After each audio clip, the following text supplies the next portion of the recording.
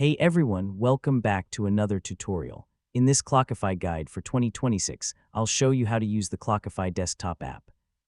Whether you're a freelancer, remote worker, business owner, student, or part of a larger team, the desktop app allows you to track time directly from your computer without needing to keep a browser open.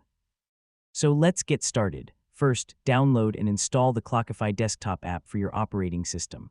Clockify is available for Windows, Mac OS, and Linux. Once the installation is complete, launch the application. When the app opens, sign in using your Clockify account credentials.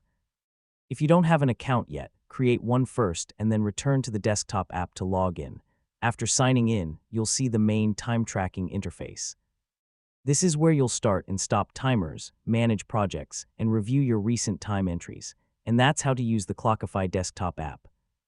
By tracking time directly from your computer, managing projects, and synchronizing data across devices, you can improve productivity and maintain accurate work records with ease.